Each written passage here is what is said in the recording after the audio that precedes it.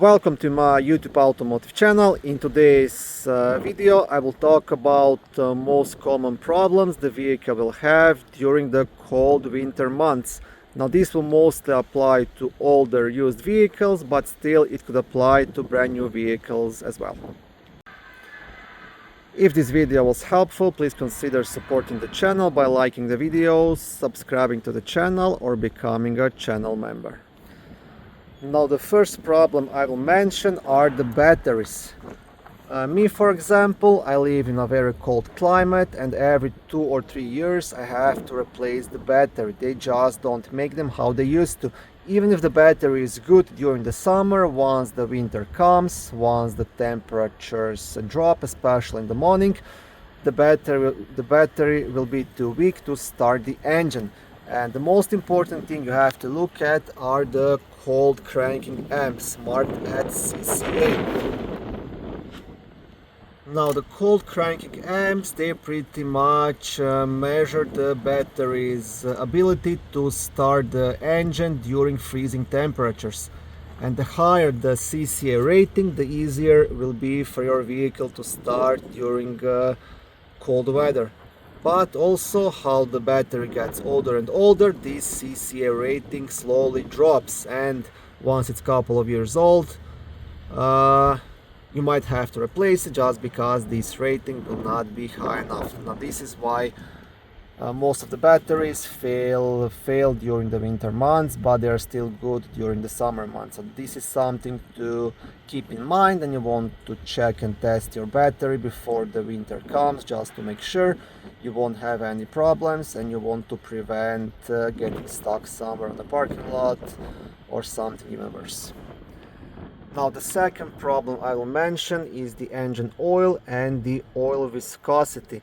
Now what quite often happens when the temperature drops below freezing, the engine oil can actually freeze inside the engine, and then there is absolutely no way to start this vehicle. So what you want to do, you want to do the engine oil change just before the winter, and the lower the viscosity of the oil, better it flows and it will not freeze. And also you want to make sure always to use full synthetic oil in the winter, and that should prevent any kind of problems. So good strong battery and good quality full synthetic low viscosity engine oil, and I guarantee you every vehicle will start that way. But this is something people don't know. They go for the oil change, they just do the cheapest oil, regular oil, and then they are surprised when they cannot start the vehicle if it gets very cold. Same thing applies to the windshield washer fluid. If you fill up the reservoir with summer fluid and leave it in there, and once the freezing temperatures come, that fluid will freeze inside the reservoir and you won't have the fluid to use. Then you will have to take the vehicle to a warm shop or a car wash to melt that fluid. So always use winter rated fluid inside the reservoir in the cold months. Price wise there is no difference. You can buy like winter washer fluid rated up to -40 for like $5-6 per jug. Next thing I will mention is tires losing the tire pressure. So you might get TPMS light on, and then you will wonder why this happened. Now typically every 10 degrees the temperature is lower, the tires lose 1 or 2 psi. So in that case you just want to add a bit of air into the tires. If you open the driver door, you will notice a sticker here on most of the vehicles, and it will show you what is the factory recommended tire pressure in each of the tires. So on mine, front ones 34 psi, rear ones 34. If this drops, I think, under 30 psi, the TPMS light will come on. And one more thing I will also mention, most of the tire shops, if you're changing tires in the winter, they will use like a special sealant on edge of the rims, which will prevent air from leaking out.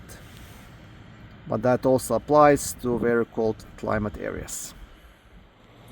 You want to make sure also that before the winter comes you have good quality wiper blades installed on your vehicle, because quite often also the blades will get damaged from snow and ice, and they might even fall off, and that might damage your windshield. So like I said, get good quality winter rated wiper blades. If you're washing the vehicle in the winter in the freezing temperatures, I would always make sure to just lubricate these rubbers on all doors, because if you don't do it you might have troubles opening and closing the door because they might freeze up. Same thing applies to these rubbers on the inner edge of the door. So just gently lubricate it. This is something you should actually do even if you're not washing the vehicle, just to be safe, so you can open the door. Okay, so I'm not sure what else I should be mentioning.